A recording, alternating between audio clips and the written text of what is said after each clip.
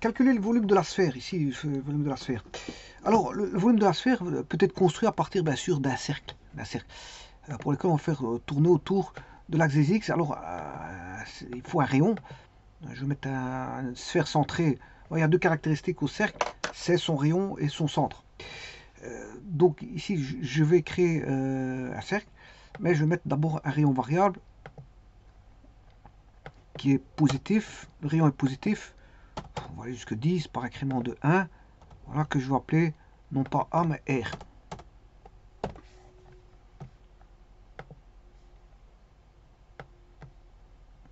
À partir de là, je vais créer donc l'équation du cercle qui est y égale SQRT de R carré moins x carré. Voilà. Là, on a un rayon 1. Alors, pour avoir rayon 2, c'est ceci. 3, c'est un rayon 3. Rayon de 5 et ainsi de suite. Bon, voilà.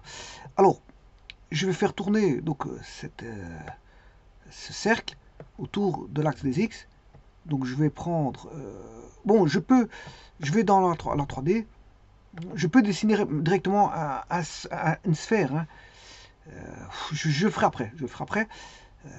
Avec un centre, il y a un point ou un centre et un rayon, on verra.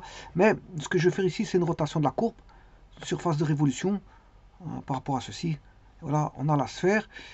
Alors, je vais retirer cette sphère et je vais en construire une aussi. Sphère centre rayon. Bon, mettre centre point. Comme ça, je vais me raccorder. Je vais essayer de me raccorder. Le centre, c'est l'origine. Et un point, c'est un point de la courbe.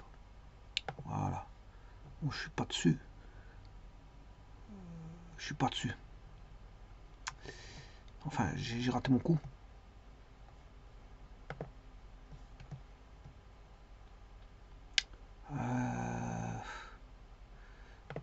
Sphère centre.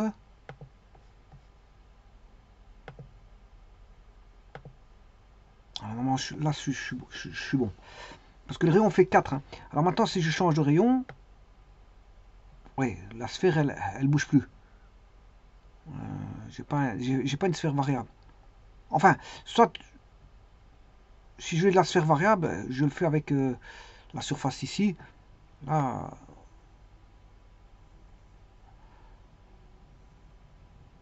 voilà. Et donc, il faut chercher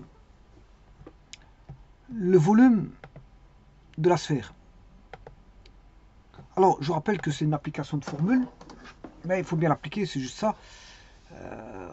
On va calculer de 0 à r pi. Alors, je rappelle que c'est f de x au carré dx, de a à b, pour avoir le volume. Volume de révolution autour de l'axe OX. Bien ici, le volume, c'est quoi? Ben, c'est b, intégrale de, enfin c'est pi, intégrale de 0 à r. Alors, racine carrée de l'équation qui est r carré moins x carré au carré dx. Ça, vous aurez compris que c'est assez simple parce que ça va donner intégrale de 0 à r de tout simplement r carré moins x carré différentiel de x. Bon, c'est une intégrale assez simple à calculer.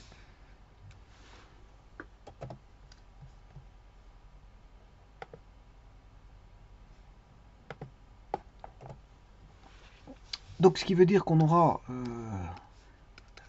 pi, intégrale de 0 à r de r carré dx moins pi, intégrale de x carré différentiel de x, ce qui fait pi r carré fois x entre les bornes 0r moins pi x cube sur 3 entre les bornes 0r.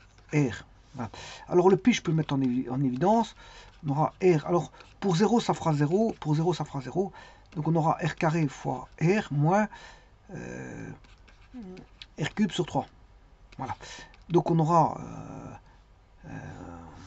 r cube moins r cube sur 3.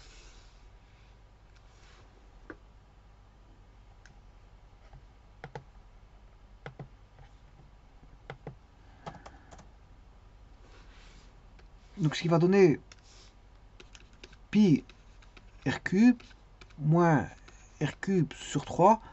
Ce qui veut dire qu'on aura 3r cube sur 3, ce qui fait 2 pi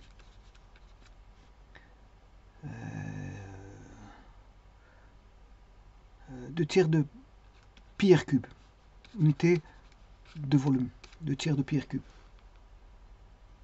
Non, ça c'est pas bon ça, parce que c'est pas 2 tiers, il manque un 2 quelque part. Parce que c'est 4 tiers de... le volume, il fait 4 tiers de pi r cube. Hein. Voilà, 4 tiers de pi r cube. Voilà. Donc je vais faire une correction parce qu'il manque un 2. Bon, r cube, x, 0, ça fait r cube. R cube sur 3.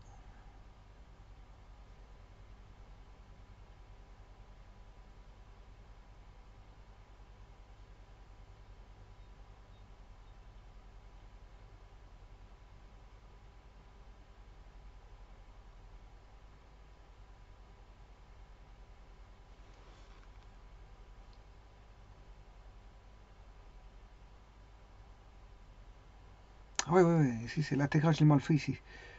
Non, r carré dx, c'est bon. R c'est r cube.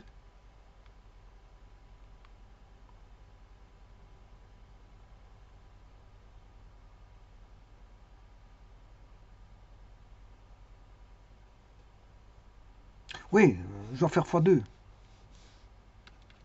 Tout simplement.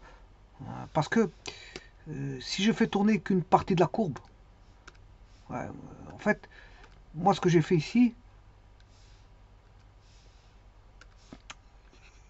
j'ai fait tourner qu'une partie de la courbe.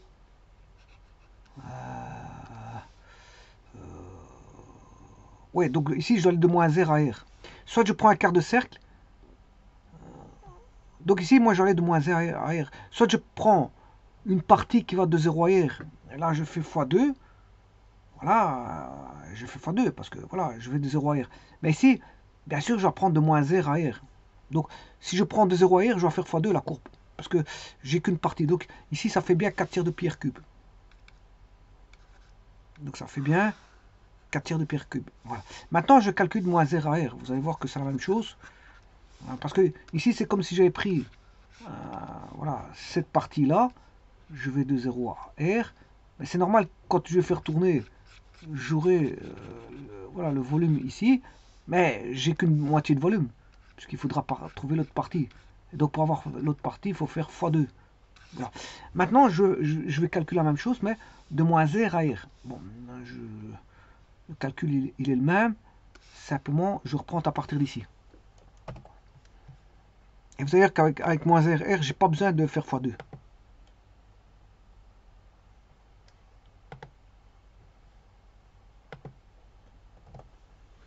Là, de moins R à R, pas besoin de faire x2.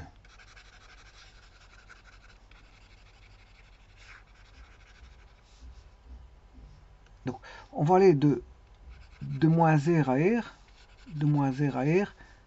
Là, on aura tout le cercle. Je m'excuse, toute la sphère.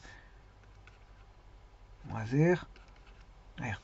Bon, bah, on va écrire. Hein. Je mets pi en évidence. Donc ça, c'est le volume de révolution autour de l'axe X. Volume de révolution autour de l'axe X. Je mets pi en évidence. On aura R carré fois R moins R, c'est R plus R. Moins X cube, c'est R cube. Sur 3. Moins, attention qu'ici c'est moins R cube sur 3. Ce qui fait plus R cube sur 3. Ce qui fait pi fois R carré fois 2R carré fois 2R, je m'excuse, R plus R c'est 2R, moins 2R cube sur 3. Donc on aura pi 2R cube, ce qui fait entier 6R cube, 6R cube sur 3, moins 2R cube sur 3. Ce qui fait 6 moins 2, ça fait 4 tiers de pi R cube unité de volume. Voilà. Donc, soit vous calculez de 0 à R, à ce moment il faut faire x2 parce que vous avez qu'une partie de... Vous avez une demi-sphère. Mais maintenant, si vous calculez de moins R à plus R, vous allez avoir la sphère complète. La sphère complète, et donc là, il n'y a pas besoin de faire x2. Je vous remercie.